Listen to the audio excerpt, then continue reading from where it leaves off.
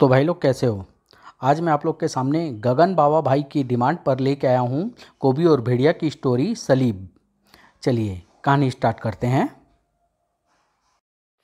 कभी कभी इंसान ये सोच नहीं पाता कि जो हो रहा है वो अच्छे के लिए हो रहा है। उसके सामने घटने वाली घटनाएं उसे हमला लगती है और वो खुद को बचाने की कोशिश में जुट जाता है। जैसे कोबी जुट गया मूर्छा से खुद को बचाने में और उसे खत्म करने में। जैसे भेड़िया टकरा गया रीछा से और उसका भी प्रयास था अपनी प्राण रक्षा के साथ साथ रीछा की मौत।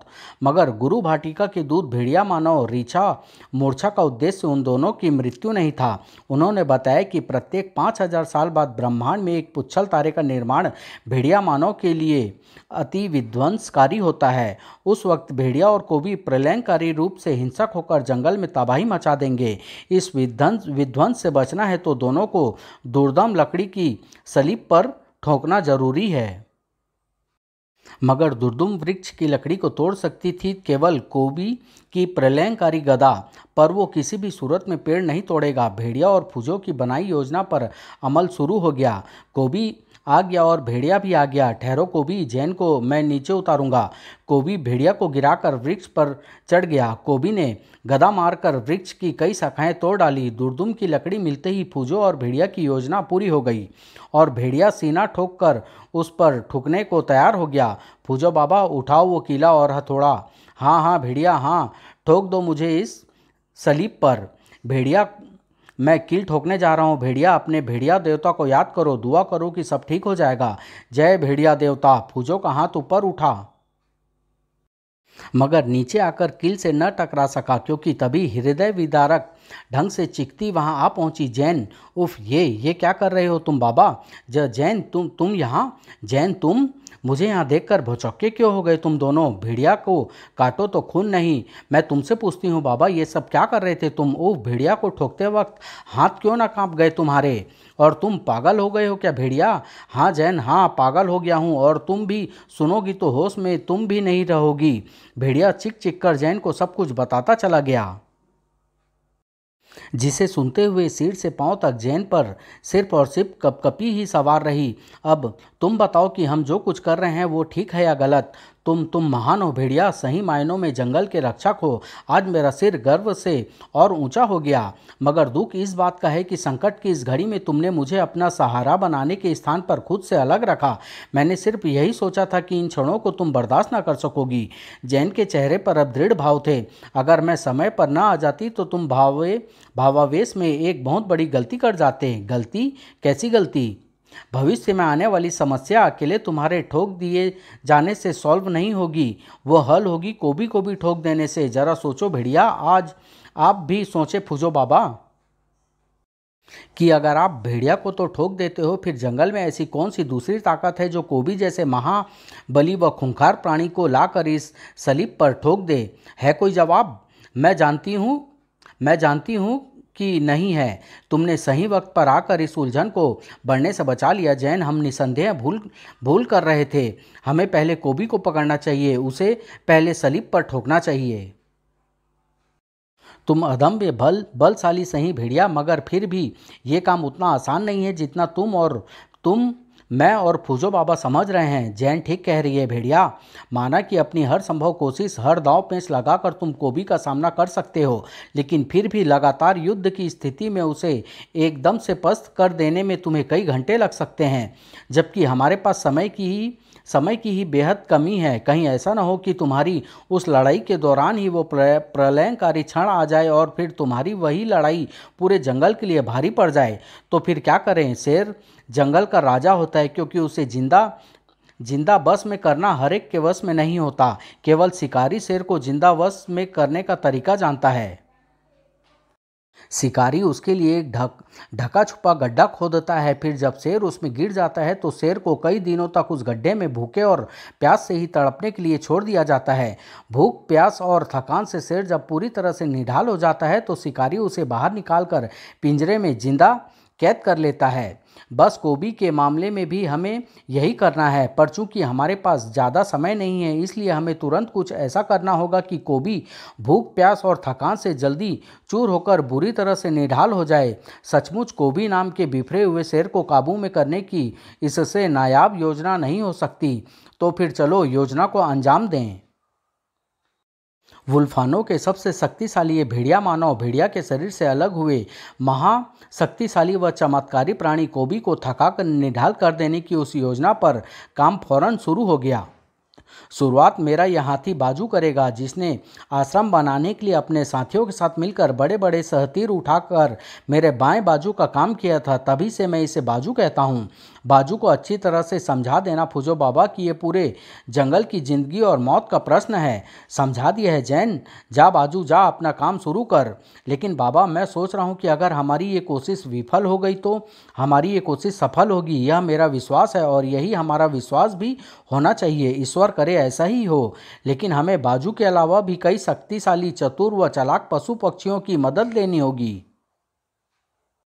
लेकिन फिलहाल बाजू ने झरने के नीचे नहाकर निकले कोबी से उस शरारत की शुरुआत कर दी थी जो उसे थका मारने वाली थी। छपाक! बाजू की इस हरकत के साथ कोबी की नस नस गुस्से से उभर आई। कीचड़! तूने मुझ पर कीचड़ उछाला, कोबी पर कीचड़ उछाला तूने। तू तू क्या समझा, हाथी है तो बच जाएगा? ठहर जा, तेरी ये सूंड ही उखाड़ कर अलग कर दूंगा। बाजू उसे छकाने की पूरी तैयारी कर चुका था। सूंड मारकर भाग रहा है शैतान, अब तो तेरी हड्डियां भी तोड़ूंगा। भागने में बेचारा हाथी कोबी की गति का मुकाबला कैसे कर लेता?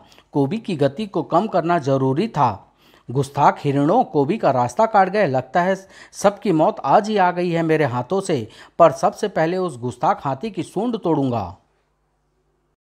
कोबी में सबसे बड़ी कमी यही थी कि जब उस पर क्रोध हावी होता था तो फिर वह अपना आगा पीछा सब भूल जाता था। उसकी बुद्धि उस वक्त वृक्ष पर बनी किसी मचान पर रखी होती थी, जिसका परिणाम उसे भुगतना पड़ता था। क्रोध में अंधे हुए कोबी को झाड़ियों में छिपे हुए बाजू की अड़ंगी भी दिखाई न दी।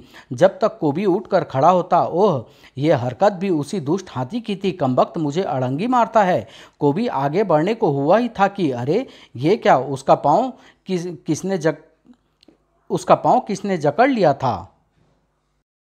आज जंगल का हर प्राणी उस शक्तिशाली का रास्ता रोक लेने के लिए छाती ठोककर खड़ा होने को आतुर था। दुष्ट अजगर, तू भी आ गया मरने? पर फिलहाल तो वो ही कोबी की हड्डियां चटखाए दे रहा था। कोबी की शक्ति के आगे ज़्यादा देर तक नहीं ठहर पाना था उसे। ये बात वो स्वयं भी जानता था। अब तू कहाँ जाकर गिरेगा और वहाँ तेरा क्या हाल होगा, ये मुझे भी नहीं मालूम। बाजू उसे उत्तेजित कर रहा था। आ रहा हूँ मोटे, तेरी तोंद में भरा सारा मलबा अब मैं बाहर निकालकर मिट्टी में मिलाकर उसे कीचड़ बना दूंगा। लेकिन एक बार फिर बाजू उसे मात दे गया। उसने वृक्ष की उस लचीली किंतु मजबूत डाली को अपनी ओर खींचकर एक झटके से छोड़ा तो कोबी की आंखों के आगे सतरंगे सितारे नाच गए। वह आंखें खोल पाता कि बाजू की उस जबरदस्त टक्कर ने उसे तेज तूफानी झोंके की तरह पीछे उछाल फेंका। अरे, ठीक उसी पल उस जबरदस्त भगदड़ ने कोबी के कान खड़े कर दिए। ओह, ये क्या, इतने सारे, ये सब तो इधर ही आ रहे हैं और मैं इन गेंडों के रास्ते में हूँ। गेंडों से बचने के लिए कोबी पूंछ की मदद से वृक्ष पर झूलता चला गया। ओफ, ये तो मुझे रौंदते हुए निकल जाते, मगर कोबी का दुर्भाग्य वहां भी उसकी राह देख रहा था। आह! वृक्ष की ओर साख पर आते जाते हजारों लाल चींटे अपने रास्ते में आए उस व्यवधान से बुरी तरह से चिपट गए थे। कोबी के गले से निकली वह चीख उनके तेज डंकों का ही परिणाम थी। ओह, यहाँ तो चींटों की फौज है, मगर कुछ देर तक वैसे ही लटके रहना उसकी व्यवस्था थी। आह आह आह, जल्दी निकलो कमबख्तो। ओह, निकल गए। कूद कोबी। उफ, कमबख्त चींटों ने काट काट कर बुरा हाल कर दिया है। चींटे पूंछ में घुसकर काट रहे हैं। इससे पहले कि ये मेरे पूरे शरीर में फैल जाए, मैं पूंछ को छिटक कर चींटों को अलग कर दूं। पूंछ से चींटे छुड़ाने में व्यस्त कोबी को पीछे से आता अंतिम बचा वो गेंडा भी न दिखा जिसकी वो राह में था। तो परिणाम तो ये होना ही था। मेरा गुस्सा बढ़ता जा रहा है, तो इसमें बेचारे जंगल के जानवर क्या करें। आह, ये तो शाही कांटे बरसा रही है। बुरी तरह बौखलाया हुआ कोबी शाही की ओर झपटा। रुक जा, बिल में मत जा, मैं तुझे अपने पांव तले कुचल दूंगा। दुष्ट शाही। शाही ने कोबी की बात भूल कर भी नहीं मानी। कोबी का गुस्सा उसके बिल पर ही उतरा। पर उससे क्या होता है, तुझे बिल में से खींच निकालूंगा, कमबख्त, बाहर आ। शाही तो चुपचाप दूसरी ओर से निकल गई, पर वो वृक्ष चुपचाप नहीं गिरने वाला था। अरे ये कैसे गिर गया? बाजू के नेतृत्व में खड़े उन हाथियों की ओर देखते ही कोबी जैसे सब कुछ समझ गया। अरे दुष्ट, तू मेरे पीछे क्यों पड़ा है? मुझसे तेरी क्या दुश्मनी है? मैं तो तेरे गन्ने के खेत में भी नहीं घुसा। दुश्मनी की वजह कोबी को भला वो बेजुबान प्राणी क्या बता पाते। वजह जिन्हें मालूम थी, उनके चेहरे चिंता की घनी लकीरों से ओतप्रोत थे। बाबा, कहीं ऐसा न हो कि जैसा हम सोच रहे हैं वैसा हो ही ना। कोबी थके ही ना। वो थकेगा। दुनिया में ऐसा कोई प्राणी नहीं होता जो कड़े शारीरिक श्रम के बाद थकता नहीं होगा। कोबी जैसा महाप्राणी को थोड़ी देर लग सकती है, मगर वो थकेगा। मैं अपनी चेष्टाएं और बढ़ाता हूँ। अब जमीनी हमले के साथ मैं उस पर हवाई हमला भी करवाऊंगा। फौजों के निर्देश चीलों को मिलने लगे। शुरू हो गया हवाई हमला भी। ओह, अब चीलें भी मुझ पर टूट पड़ी। आखिर आज ये मेरे साथ हो क्या रहा है? किस किस को मारूंगा?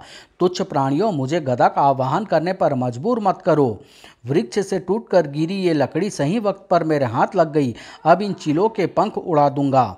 ची ची ची। कोबी के वार से बचकर प्रहार करो। फूजो उनको नेतृत्व कर रहा था।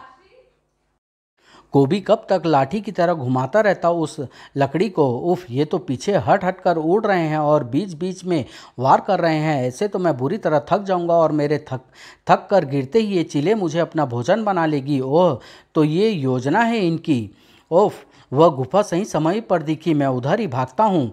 चलो, चीलों से तो छुटकारा मिला, लेकिन अरे बाप रे, ये गुफा तो खून पीने वाले चमगादड़ों से भरी है। इनसे बचने के लिए ये झील ठीक रहेगी। कोबी ने गर्दन थोड़ी देर बाद बाहर निकाली। वाह, चमगादड़ भी गई और चीले भी। मगर इसका क्या करे कि कोबी का बाहर निकला सिर तुरंत ही वापस पानी में समा गया। ओह, ये क्या? मुझे पानी में कौन खींच रहा है? फिर से सामत आ गई थी कोबी की, या कहें कि उन मगरमच्छों की भी। कोबी की टांगे तो तुमने देख ली, अब उसकी सूरत भी देख लो कमबख्तों, क्योंकि अब ऐसी खूबसूरत सूरत तुम कभी नहीं देख पाओगे। थकावट के लक्षण कोबी के चेहरे पर अब दिखाई देने लगे थे। फूजो बाबा, वो थक रहा है। मेरे ख्याल में अब मुझे खुद जाकर कोबी को बंधक बनाने की कोशिश करनी चाहिए। नहीं, मेरे आदेश तक रुको। उसे बुरी तरह थकाना मेरा उद्देश्य है। उस मगरमच्छ को कोबी के चुंगल से छुड़ाना होगा। फूजो ने निकट ही चढ़ते उन 12 सिंगों को आदेश दिया। दूसरे ही पल, कमबख्त मारे मेरी टांग तो तू नहीं खा पाया, ले ये घूंसे खा। कोबी पर जब भी कोई प्रहार पड़ता है तो मेरा दिल दहल जाता है। भेड़िया, कहीं कोई वार जानलेवा हो गया तो हम ऐसा करने के लिए मजबूर है। जैन, वो देखो, जंगल की रक्षा की खातिर जंगली जानवर भी तो कष्ट सहकर अपना सहयोग दे रहे हैं। तुझे कम से कम 12 चक्कर लगा कर फेंकूंगा। कोबी फूजों के बिछाए जाल में लगातार फंसता जा रहा था। कोबी पागलों की तरह भगोड़े 12 सिंगों के पीछे भागा। छोड़ूंगा तुम्हें भी नहीं। क्रोध में उसे इस बात का भी ध्यान नहीं रहा कि वो पूंछ बढ़ाकर भी उनकी भागदौड़ पर अंकुश लगा सकता था। रुका तब जब तो तुम। हाँ, मैं भेड़िया। बहुत देर से तुम्हारी भागदौड़ देख रहा हूँ। जंगल में तूफान मचा रखा है तुमने। अब इस तूफान को शांत हो जाना चाहिए, और ये तूफान तभी शांत होगा जब तुम शांत होगे, और तुम तभी शांत होगे जब तुम्हारे होश शांत होंगे। कोबी ने पूंछ का फंदा भेड़िया के गले में जकड़ लिया। लगता है सारे जंगली जानवरों के साथ साथ तेरा भी दिमाग खराब हो गया है। शायद तुझे नहीं पता कि सुबह से भागते भागते लड़ते लड़ते दिमाग तो मेरा भी खराब हो चुका है। और जब कोबी का दिमाग खराब हो जाता है न तो सबकी और जब कोबी का दिमाग खराब हो जाता है ना, तो सबकी सामत आ जाती है। अच्छा हुआ इस सामत का शिकार होने तू आ गया। ओफ, तुझे ये बात समझाई नहीं जा सकती कोबी की सामत तो हम सब की आने वाली है। सामत ना आए उसी का इंतज़ाम करने की कोशिश कर रहा हूँ। किसी और की आए ना आए, पर तेरी तो आ गई भेड़िया। अब मेरा सारा गुस्सा तुझ पर ही उतरेगा। तुझे पड़ गए अब जान के लाले। कोबी ने पूंछ पर दबाव बढ़ाया ही था कि अरे ये क्या कर रहे हो नाराधमो, मेरी पूंछ को क्यों काट रहे हो। शाबाश शाबाश, काट दो, जल्दी करो, चिंता मत करो, इसकी पूंछ दूसरी उग आएगी। कमबख्तो, नमक हरामो, तुम मेरे सेवक हो या मेरे दुश्मन। शाबाश शाबाश नमक हरामो, एक तो तुम मेरे बिना बुलाए आ गए, दूसरे मेरे दुश्मन की ही मदद करी। पहले तुम्हें ही सबक सिखा दूं। ये कहानी यहीं समाप्त करता हूँ, नहीं तो बहुत लंबी हो जाएगी। अगला भाग बहुत जल्द लेके आऊँगा। धन्यवाद।